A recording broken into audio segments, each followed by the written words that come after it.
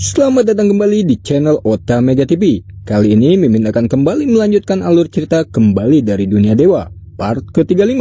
Oke, tidak usah lama-lama, kita langsung aja ke alur ceritanya.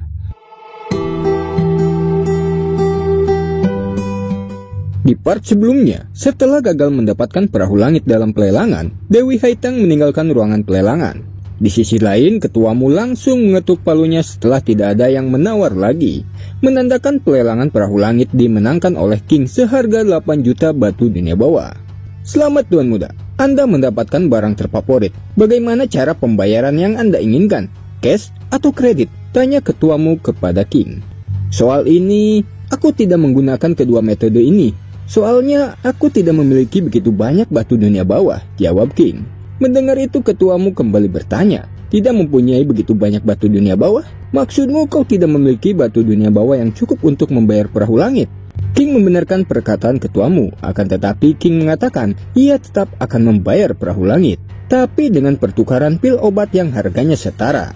Ketuamu menyetujuinya, namun ia memberikan waktu 1 jam untuk menyiapkan pil obat itu. Dan ketuamu juga mengancam, jika King tidak memberikan pil obat itu tepat waktu, King akan menerima akibatnya. Mendengar itu, Nona Pei menawarkan bantuan, namun ia hanya memiliki 5 juta batu dunia bawah. Akan tetapi King menolaknya, dan ia bertanya, Nona Pei, berapa harga pil obat surgawi berkualitas tinggi? Nona Pei mengatakan, pil obat surgawi berkualitas tinggi bernilai 1 juta. Tapi apakah Anda memilikinya? Aku belum memilikinya, tapi ada baiknya untuk membuatnya beberapa pil, balas King. Mendengar perkataan King membuat Nona Pei gelisah karena hanya seorang ahli pembuat pil yang bisa membuatnya dan juga membutuhkan waktu yang lumayan lama, sedangkan ketuamu hanya memberikan waktu 1 jam untuk menyiapkannya. Ketika Nona Pei akan berbicara kepada King, ia terkejut melihat King sedang menyiapkan bahan-bahan untuk membuat pil obat surgawi. Memang bagi seorang ahli, membuat pil membutuhkan waktu beberapa jam, tapi bagi King hanya membutuhkan waktu 1 jam. Bahkan King juga tidak membutuhkan tungku pembuatan pil seperti pada umumnya para ahli pembuat pil. Nona Pei tidak menyangka King merupakan seorang ahli pembuat pil. Bahkan metode pembuatan pil lebih kuat dari seorang ahli pembuat pil. Singkat cerita, 1 jam telah berlalu. Ketuamu meminta King segera menyerahkan pil obat yang setara dengan 8 juta batu dunia bawah. King yang telah selesai membuat pil obat surgawi berkualitas tinggi langsung menyerahkan kepada ketuamu. Ketuamu pun langsung mengeceknya. Ia melihat pil itu memiliki corak khusus yang hanya dimiliki pil obat surgawi berkualitas tinggi. Ketuamu pun menyetujuinya perahu langit ditukar pil obat surgawi berkualitas tinggi. Melihat pil obat surgawi berkualitas tinggi tadi, Nona Pei mengatakan, 8 pil obat surgawi berkualitas tinggi telah jauh melebihi harga perahu langit. Apa kamu tidak merasa rugi? King berjalan menjauh menjawab, pil obat surgawi mudah kubuat, tetapi perahu langit sulit untuk didapatkan. Nona Pei sangat kagum dengan jawaban King. Aku memang tidak salah berteman baik dengannya, katanya dalam hati. Di sisi lain, orang yang bersama Mo Xiaohui, ia bertanya, apakah Mo Xiaohui ingin merebut perahu langit? Mo Xiaohui menjawab, tidak perlu melakukan itu. Ia tidak ingin bermusuhan dengan King, dan Mo Xiaohui mengajak orang itu pergi karena sudah tidak ada yang menarik lagi baginya. Beralih kembali ke King, terlihat seorang pelayan menyerahkan perahu langit yang sudah menjadi hak milik King untuk memeriksanya terlebih dahulu. Namun King tidak memeriksanya, ia langsung memasukkannya ke dalam cincin penyimpanan. Sebelum pergi, pelayan itu mengundang King untuk menghadiri jamuan malam ini sebelum pertambangan batu dunia bawah yang beberapa hari lagi akan dibuka. King pun menjawab akan menghadiri perjamuan itu. Singkat cerita, ketika perayaan jamuan diadakan di aula besar keluargamu, terlihat banyak orang-orang yang menghadiri jamuan itu. Dan terlihat Dewi Haitang dihampiri orang dari keluarga Wang yang mengajaknya minum bersama. Namun Dewi Haitang menolaknya dengan memasang raut wajah yang terlihat sedang sedih. Melihat raut wajah sedih Dewi Haitang, mereka bertanya, apakah Dewi Haitang sedih karena tidak mendapatkan perahu langit? Dan mereka bertanya, dari mana asal-usul Tuan Muda Yun itu? Tuan Muda Yun apanya? Dia hanya seorang lintas kultivator tanpa latar belakang apapun. Kini dia menjadi angkuh setelah mendapat dukungan dari Nona Pei, jawab Muan King. Mendengarkan itu, mereka kesal dan mengatakan akan merebut perahu langit untuk Dewi Haitang. Jika King menolaknya, mereka akan memberikan King pelajaran. Mendengarkan itu, Dewi Haitang sangat senang. Ia bisa menghasut mereka bertiga dan bisa memanfaatkan mereka. Di sisi lain, Nona Pei kesal melihat Dewi Haitang sedang menghasut mereka bertiga. Melihat Nona Pei kesal, King bertanya, "Sepertinya kamu punya dendam kepada Dewi Haitang." Nona Pei bercerita, ia dulunya adalah murid dari Taman Bunga Persik. Ketika mereka bersaing untuk mendapatkan posisi Dewi, dengan liciknya Dewi Haitang menjebaknya sehingga dirinya diusir dari Taman Bunga Persik. Tak berselang lama, Dewi Haitang mendatangi King bersama 3 orang keluarga Wang dan juga Muwan King. Dia bilang, "Aku ingin mempelajari perahu langit. Bisakah Tuan meminjamkan perahu langit selama 2 hari?" "Tidak," jawab King singkat. Mendengar jawaban King seperti itu, mereka sangat kesal mengatakan, "Bocah tidak tahu diri. Apakah kau tahu siapa dia, ha? Jika kau memperlihatkan perahu langit kepada Dewi Haitang, itu suatu kehormatan besar bagimu. Kenapa aku harus mengikuti perkataan kalian? Benda ini milikku, jadi suka-suka aku dong kepada siapapun aku menunjukkannya," balas King sambil mengeluarkan perahu langit. Kemudian King meminjamkan perahu langit itu kepada Nona Pei. Lihat itu mereka marah dan meminta King segera menyerahkan perahu langit. Jika tidak, mereka akan menghajar King. King tersenyum santai mengatakan, "Awalnya aku tidak ingin berurusan dengan kalian, tapi kalian malah mencari masalah denganku. Berlututlah sekarang juga, maka aku akan mengampuni kalian." Perkataan King itu membuat mereka murka. Mereka bertiga langsung menerjang akan menyerang King, mengeluarkan teknik mereka masing-masing. "Tidak berlutut, kalau begitu matilah kalian," kata King mengeluarkan teknik tapak Buddha menyerang mereka bertiga sekaligus, dan mereka pun langsung mati di tempat. Orang-orang kaget melihat ketiga orang itu mati hanya sekali serangan. Sedangkan Dewi Haitang tersenyum licik. Dia senang, kini dia memiliki alasan untuk menyerang King. Dewi Haitang bilang kepada King, "Kau ini keterlaluan. Mereka hanya ingin meminjam perahu langit. Kau malahan membunuh mereka. Apa kau tidak takut dihukum oleh langit? Mereka bertigalah yang menyerangku lebih dulu. Jadi aku hanya membela diri," jawab King. Dewi Haitang kembali bilang, "Dasar kau keras kepala. Sepertinya aku harus menghukummu demi mendapatkan keadilan." Muwan King tersenyum dan bilang kepada King, "King, hari ini tidak ada yang bisa menolongmu." Nona Pei menimpali, "Ingin melawan kekuatan yang besar? Jangan bercanda. Sepertinya kau tidak mengetahuinya sama sekali." "Hei Nona Pei, kaulah yang tidak tahu apa-apa, dan kau telah ditipu oleh King. Kekuatan King tidak sebanding dengan Dewi Haitang," kata Muwan King percaya diri. "Kalau begitu, bagaimana kalau kita lihat dulu hasilnya?" balas Nona Pei. Dewi Haitang menyerang King, mengeluarkan teknik pedangnya yang bernama tebasan bunga pedang. "Cih, mengatasnamakan keadilan. Tapi yang sebenarnya kau ingin merebut perahu langit dariku. Sungguh menjijikan," ucap King. King mematahkan serangan Dewi Haitang, dan ia langsung menyerang Dewi Haitang hingga ia terpental muntah darah. Muwan King terkejut mengatakan, "Bagaimana mungkin? Bagaimana mungkin Dewi Haitang bisa kalah dari seorang sampah?" Nona Pei menimpali, "Sampah katamu? Ku beritahu, Tuan Muda King tidak hanya seorang ahli bela diri, tapi ia juga seorang ahli pembuat pil. Dia adalah orang yang sangat berbakat. Hanya orang yang berpandangan sempit sepertimu yang pantas disebut sampah." Muwan King pun terlihat depresi berat mengetahui itu, dan dia juga sangat menyesali semua tindakan yang ia perbuat kepada King. King menghampiri Dewi Haitang yang terkapar. Dia juga merasakan sakit yang luar biasa. Melihat King menghampirinya, Dewi Haitang sangat ketakutan mengatakan untuk tidak membunuhnya karena dirinya pewaris Taman Bunga Persik, dan jika King membunuhnya, Taman Bunga Persik akan mengejar King. Namun King tidak peduli dengan ucapan Dewi Haitang. Ia menyiapkan tekniknya akan membunuh Dewi Haitang. Namun tiba-tiba ketuamu datang meminta King menghentikannya. Ketuamu memohon agar King mengampuni Dewi Haitang, karena jika Dewi Haitang mati di kediamanmu, Taman Bunga Persik pasti akan membantai keluargamu. Selama ini ketuamu selalu memperlakukan King dengan baik, sehingga King berpikir ia tidak ingin menimbulkan masalah untuknya. Oleh karena itu, ia pun menuruti perkataan ketuamu melepaskan Dewi Haitang. Dewi Haitang pun menghela napas. Ia sangat bersyukur berkat bantuan ketuamu akhirnya ia lolos dari maut.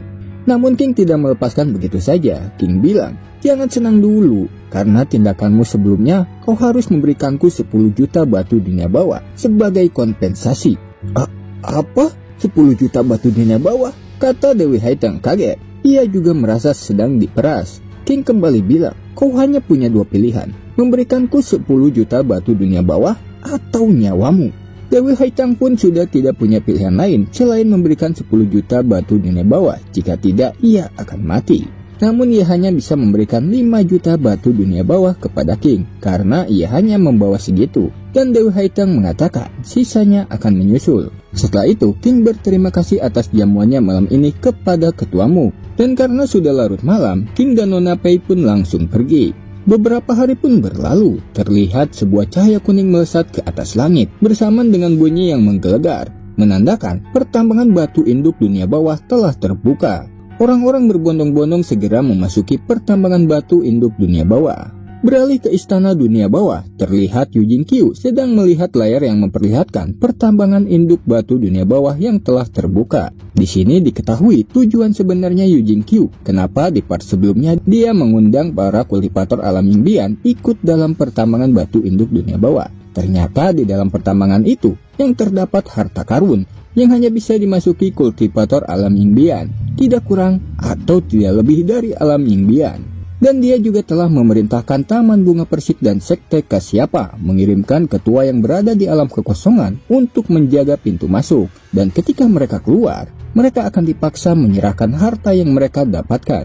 Di tempat yang berbeda, di pertambangan batu dunia bawah, terlihat ada sebuah goa yang mereka sebut kediaman dewa yang dilindungi sebuah kekuatan. Ternyata yang memasuki pertambangan induk batu dunia bawah bukan hanya kultivator alam Yingbian, tapi para kultivator di bawah alam Yingbian juga datang. Dan di antara mereka ada yang mencoba masuk namun gagal. King yang sudah berada di sana melihat itu, King menyadari tujuan sebenarnya Yu Jingqiu mengundang kultivator alam Yingbian masuk ke pertambangan induk batu dunia bawah. Tak berselang lama, Dewi Haitang datang bersama ketua kelima Taman Bunga Persik yang bernama Chen Lan. "Kita bertemu lagi," ucap Dewi Haitang. "Oh, rupanya Dewi Haitang, apa kau datang untuk membayar sisa 5 juta batu dunia bawah?" balas King.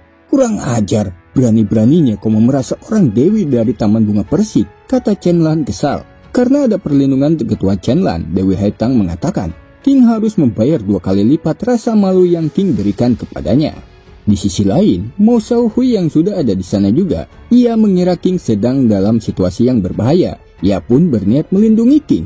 Ia berpikir setelah menyelamatkan hidupnya, King akan memberikan semua harta yang King dapatkan dari kediaman dewa sebagai balas budinya. Itulah niat yang sebenarnya. Kembali ke ketua Chen Lan, saat ini dia mengeluarkan auranya mengintimidasi King dan meminta King segera menyerahkan 5 juta batu dunia bawah dan juga perahu langit. Jika tidak, King akan dibunuhnya. Namun sebelum itu, Mo Xiaohui langsung menghampiri mereka, menghentikan ketua Chen. Melihat Mo Xiaohui menghalangi ketua Chen Lan, Dewi Haitang datang mengatakan, "Kau jangan ikut campur, ini bukan urusanmu. Tentu saja ini ada hubungannya denganku. Saudara King adalah anggota dari Sekte Kasyapa," katanya ngaku-ngaku.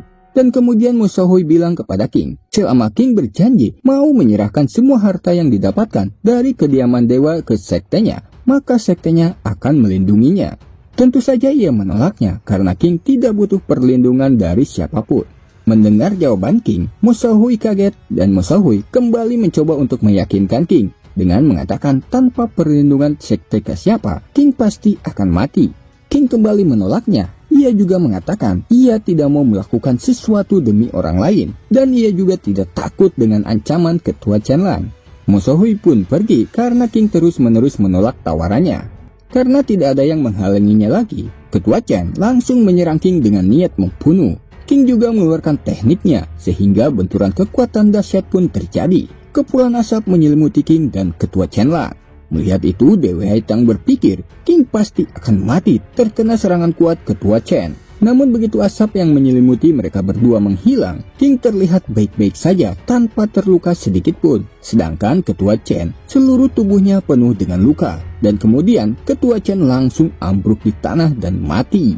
Tentu Dewi Haitang dan Mo Xiaohui kaget bukan main sampai mereka tidak bisa berkata apapun.